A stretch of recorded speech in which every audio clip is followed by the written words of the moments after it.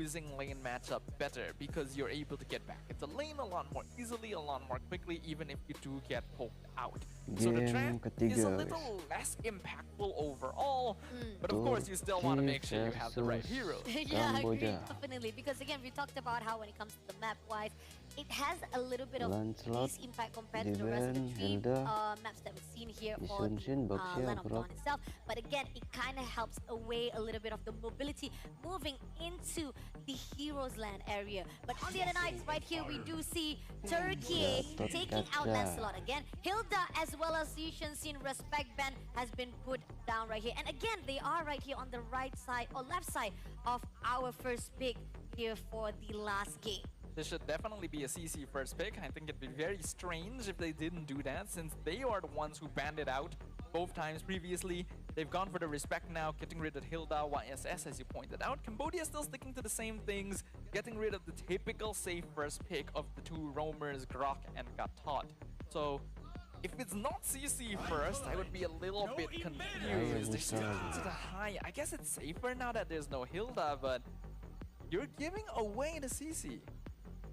We know for a fact that on the pass of the games itself from Turkey, we don't pretty much see Chi being picked out by Turkey. Pretty much not the priority pick for them compared to Cambodia. They have played actually Chi when they were fighting off with, if I'm not mistaken, with Colombia. Yeah, the Colombia was the one they actually fought off. So probably that is the reason why Turkey is not actually taking that risk. But at the same time, Cambodia, we talked about how Iesf is pretty much one of the prioritized hero that has already been used up for twice already. Is it going to be one of the first two picks they're going to pick up right here, or will they change it up right here? It seems that no, Iesf still be maintained, but Lapu yet again also been picked up, but just a little bit too early on compared to previously. I think Lapu is perfectly fine to pick early, though I feel like it would have been better to go CC Eve. You could have had a lot more flexibility with that.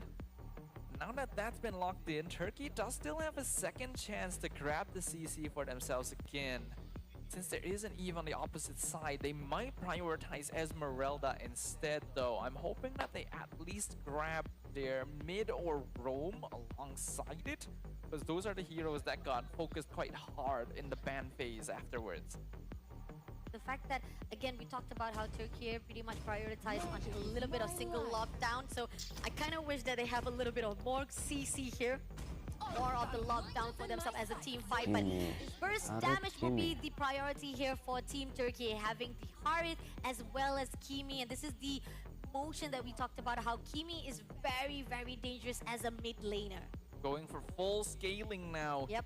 Team Turkiye is effectively saying, no double fighter side lane, we're keeping it basic, we're keeping it scaling, we didn't have enough damage in the last game, so we're going to make sure that we do this time around, and Cambodia responds in kind. It does look like the Granger is a comfort pick for them, regardless of his position in the meta, so they're going to prioritize that. Agreed, definitely. I think pretty much we did see Cambodia picking off Ranger when they fought off with Colombia, and it was a success coming off from them as well when they fought off. It's a really combination that they've done already with Iesf as well as Gatot Kaca. So the question is right now, as the batting phase comes through, Esmeralda again being taken out from the equation, because we talked about how it is kind of dangerous if given out early on to the side of Turkey. Yeah, I think banning Esme is fine, since it is a good solution into both the Eve and the Lapu. If Cambodia didn't ban it, I imagine that Turkey would actually have banned it, since they wouldn't want to have that in the Harith lane. They don't really need to ban Ruby anymore, since Granger has already been shown. They're going to focus on junglers, so getting rid of the Suyo. Probably want to consider getting rid of the Joy as well. Joy. Because the fact is right now to just slowly smaller size all the pools of heroes itself, and we do see Glue being taken out from the side of Cambodia. I mean, yeah, we know for a fact that Glue, it is massive when it comes to pulling off with the spread as well as grab. It kind of actually have a lot of sustainability if it goes into the hands of Turkey, but we have Khalid instead be taken out by them. Okay, getting rid of the Khalid just in case Cambodia goes for another invade strat. So with Hilda and Khalid both gone, that means that Kujo shouldn't be invaded in the jungle and can farm safely on this Hayabusa. And that is an important thing to do, since you have Harith, Kimi, you're leaning more into late game scaling. That means your early few minutes are not going to be quite as strong. Now, Team Cambodia going to have first pick. They're looking for their jungler and their roamer.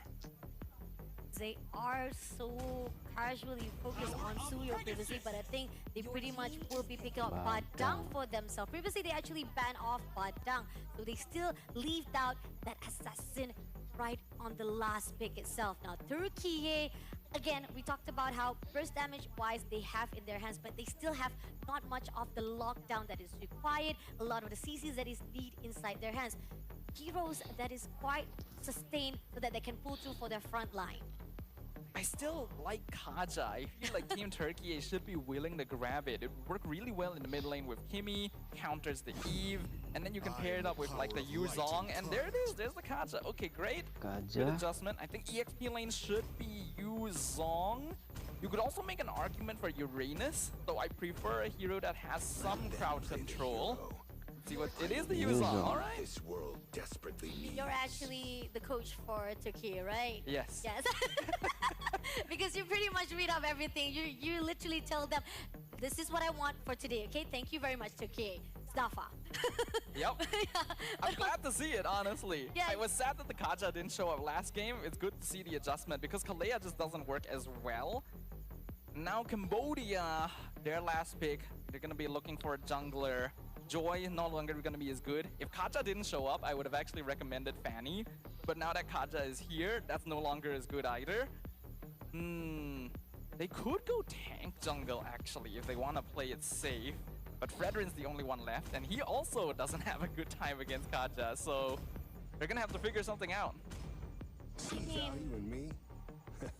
it's the only Alright. option left for them somehow. I mean, even though, yeah, you do kind of talk about how it might not be a very safe, or should I say, fun moment for Fredrin to come along, but we know for a fact now that's the only response that is coming off from Team Cambodia. Looking on the draft-wise, I do feel like on the side of Turkey, it's much more sturdy compared to what we saw from draft number 2. But on the side of Team Cambodia, it's a lot of the response are saying that, oh, you have that, I'm just gonna respond with that, and okay, I'm left with this, so I'm just gonna pick this as well. So it's not much of a way of saying like, it's okay, but at the same time, it's a little bit of risky. This is just on my opinion side. Yeah, I think that Team Cambodia is kind of falling into a similar issue where they have been limited in terms of the drafting, but this time around their team composition is a very traditional front to back. As long as they keep Baobei and Elon safe, they can scale up. They can fight into Team Turkey quite easily. Team Turkey though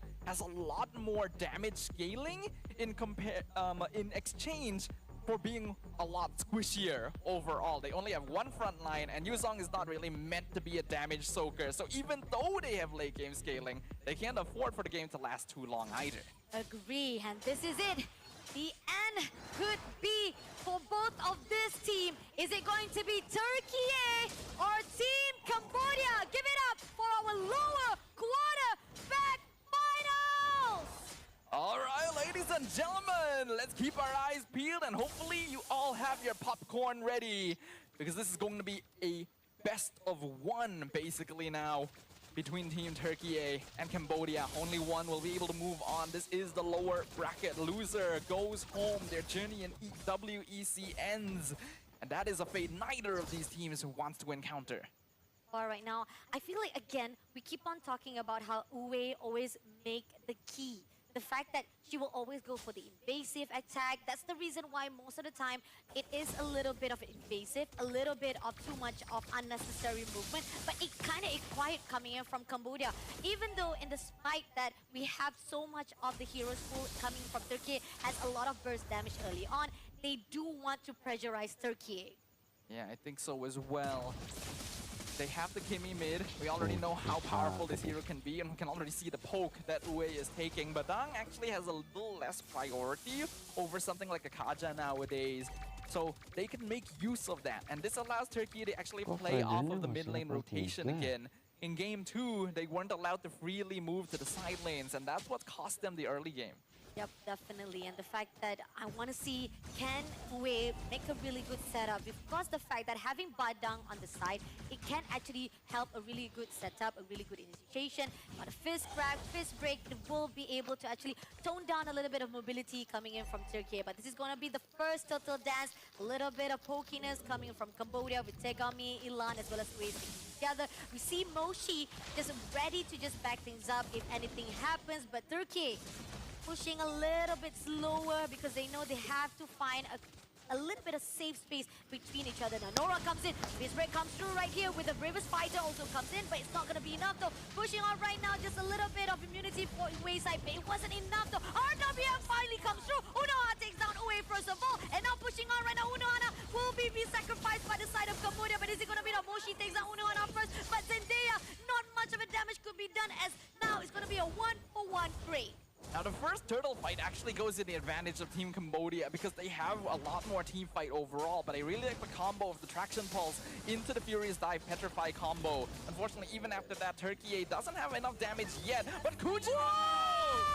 Steals the turtle! Still the turtle in the hands of Turkey, and not only that, still a kill from Moshi's side as well. That is an immediate turnaround. I was literally about to say the only way Turkey can probably contest this is if Kujo steals it. And that's exactly what happened because Cambodia just has a better hold. They have a tank jungle, they have RWM. It's very difficult for Turkey to fight them until they have one or two items. Agree, and the fact that timing is so precious on the side of Cambodia. Great response coming through, but at the same time, Turkey, they need to step back just a little bit, but at the same time, play a little bit of sneaky motion. And this is where the fine line, that surprise factor is needed for Turkey. All right, that's a good start. But Team Cambodia don't need to be too frazzled about this yet. They can actually afford for this game to last a little bit longer. They have really good late game scaling with Eve and Granger, and it's a very strong artillery combo with their frontliner of the Fredrin. As long as they don't fall too behind in terms of farm, they'll be absolutely fine once we get into the later stages.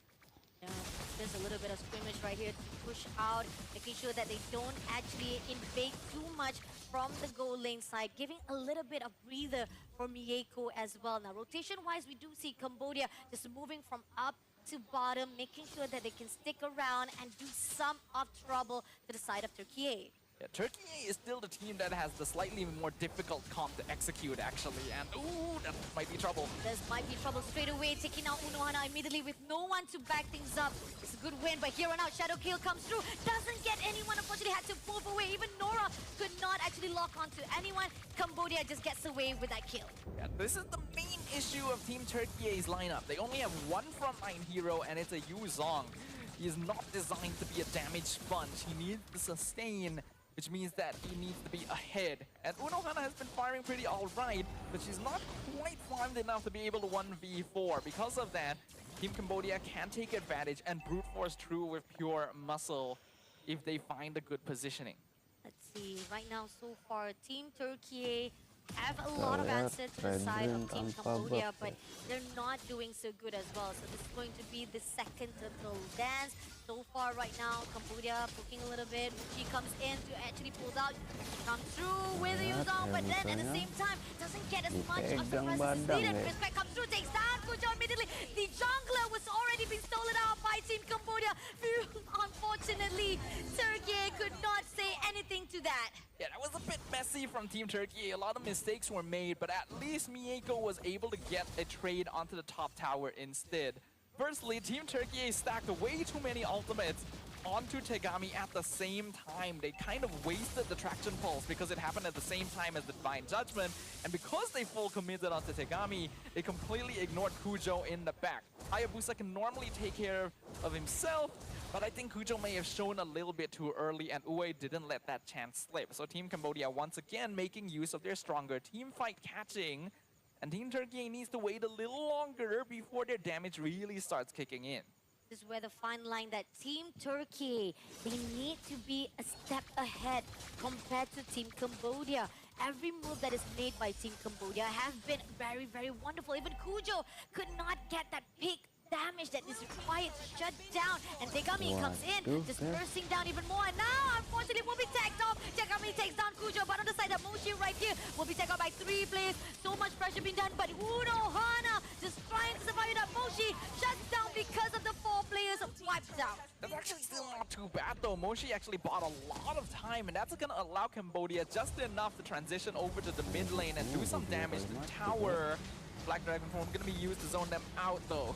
Coming in right now, trying to make sure they clear out the minion waves. A lot of pressure's already been given out by Team Cambodia. Turkey got a lot of good response, but still it's not going to be enough if they keep on playing into the hands of Cambodia.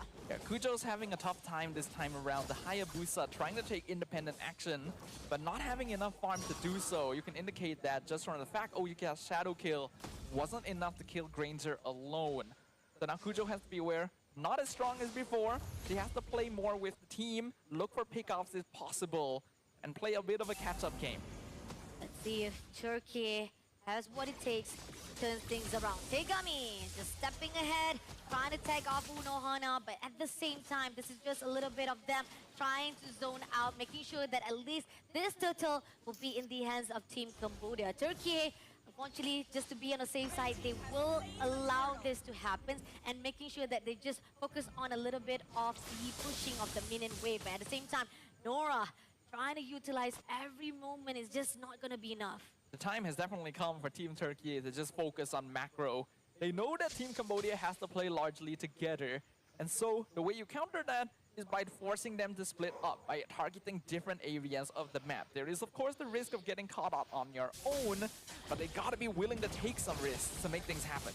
Session Fox comes in, trying to drag Tegami, but here, wait, as well with RWM been put out. Soul Grave comes through, but it doesn't get anyone, it doesn't land, it just kind to actually hold out the position. Mlbb shuts down Nora immediately, and now goes in for the backline. Mieko in trouble, trying to put out that Zama first to show Mochi, but unfortunately, that turret will be given out to Team Cambodia. Yeah, Team Cambodia knows that they can just brute force their way through here, and they're going to try and use that. If they can end the game before the scaling really starts kicking in on Zendaya and Mieko, that is their pathway through to the next stage. And unfortunately, the timing for Team Turkey is starting to fade away. They have good catch with this Kaja, but they haven't been able to make good use of it. They haven't found the right targets because they've been trying to aim for Tegami the whole time. They just don't have enough damage yet to actually take down the Fredrin. Not much of impact coming in with Uno Hana being the dragon, the sole one to make sure the front line can actually divide it. But unfortunately, not much of the catch. Face break comes through right here, but Uno Hana managed to actually move away. But at the same time, coming through right now, Zama Force being put out. Ilan takes down Uno Hana first of all, but being shut down from the backline by Kujo. But at the same time, they lost their 3 players in the hands of Cambodia, and this is where the fine line Turkey. Yes, you managed to actually go for the backline, but it's still a win for Cambodia. I think this is now a question of comfort here. I think Team Turkiye is not used to playing this style of draft, especially into a full front-to-back composition. It requires a little bit of finesse to pilot, and I'm not really seeing that. You can see they're scrambling a little bit, a bit too reactive when they need to be the ones in the initiative position. And Cambodia has a lot easier of a time. They can just throw bodies at Turkiye because they know the damage hasn't kicked in yet. Oh, Kujo is barely been scrapped there, but still managed to actually score it. This is again not going to be easy for her to actually steal away. I know she wanted to try it, but it's not going to be an easy target, especially with the fact that you again are at the no man's land trying to survive it out. Not to worry, we'll be able to score it without being taken out by Cambodia. Yeah, I think Kujo should be able to escape here. The issue is 4v5 defense. That's actually kind of worth it there to trade Uno Hana for the tower as well as 1 kill on Uwe. We can see that the combo is there. The traction pulse into the mass petrify from the Yuzong is very strong, but the rest of Turkiye don't have enough damage yet to actually follow up, and that is the risk of a play. It's not a guaranteed victory yet because Cambodia have good late game scaling. In fact, Mlbb on this Granger has not really been allowed to play her game for a lot of the tournament, but has actually online for once and is terrifying to deal with. I mean, talking about KDA 503, not even one person can actually go to the back line to steal away Mlbb. Mlbb has just been guarded so well by Cambodia to a point that this is the reason why Turkey is having a little bit of lost path at the moment, with them knowing for a fact that they're down by 5 kills towards Cambodia's side. Stepping up right now with 26 seconds on the clock for the Lord to come through. A little bit of invasive to the side of the buff as well, but at the same time, this is just going to be freely taken by Cambodia. Yeah, Team Turkey gonna make the executive decision there to not contest, which I think is the right play, but it's not going to feel good. Kujo 2 levels down on Tegami currently, which means that the next Lord is going to be hard to contest as well. I feel like Turkey needs to be willing to take risks. They need to be willing to just give up objectives and try to make plays on the map instead, because constantly trying to find team fights is not working too well so far. Again, trying to force that soul grip, trying to actually catch up anyone from the Cambodia side. In this time, probably they could actually go with that split push. This is what desire from the side of Turkey, to find a way not to just engage for the team fight. Just push that minion so that at least Cambodia doesn't push in all together, because the power, the core strength of Cambodia right now is all but prescribed comes through. Miyako does manage to take that Turkey, but at the same time right here, RWM pulls through, they will be scattered around. Elan just barely surviving, but Moshi will be the one to take down Nora, and as well as Miyako will be shut down by Baobei. Now 2 players already been shut down. This is going to be a lot again in the hands of Cambodia. Honestly, a really good attempt by Miyako to dive the backline, almost taking out Baobei. A shutdown onto the Granger would have actually been worth trading her life for, but not able to find it. If she just had one more teammate's assistance, the Granger would have been dead for sure, but Turkey was a little bit too scattered, and I feel like that was an independent decision. Team Cambodia going to be able to take advantage of it. And again, if they had played the map instead, they could have at least gotten something out of it in exchange for the Lord, but they unfortunately come out without much. Agree, and the fact that right now, more and more of their movement is being readed up by the team of Cambodia. No matter how much they try to actually go in, this is where the fine line that you don't want to actually face on your enemy, knowing for a fact that they are sticking together as 5 men. And the fact that RWM was just right on spot to just gather them around, and they don't have that clear positioning. So Grip comes through right here with the Dragon from Unohana, but doesn't get managed to actually clear out that Lord. Somehow, they do manage to actually have a really good front line, but at the same time, Kujo just right on the sideline right here, trying to do a little bit of damage, but clearing off all the waves as well is their own ultimate. But here Tegami comes in, RWM being pulled through, some pause been put up, but doesn't catch you, hold on. And in the end, Miyako is the one to be sacrificed by Baobei, and living on now Crystal, they goes in for the dive. Elan takes down Unohana, now living on only Nora, but the Shadow Girl starts come in, doesn't have any much damage, and Baobei takes down Nora, leaving Kujo all by herself. Cambodia, that Crystal is yours. You will be moving to the next level as we say goodbye to Turkiye. A maniac secured by Baobei at the very end of this game 3, as Team Cambodia has defied the odds, reversed the gameplay, and secured a reverse sweep to eliminate Team Turkiye and keep themselves in the competition. Their dreams of once again reprising their place on the podium remaining intact. Great positioning coming up from the team of Cambodia. Turkey, unfortunately, with a really good information or even answer for the draft itself, it doesn't have a much potential or even impact to the side of Cambodia because of how much pressure, how much invasive motion that was done. And now Cambodia gets to feel a little bit happy, still surviving here for WEC 2025.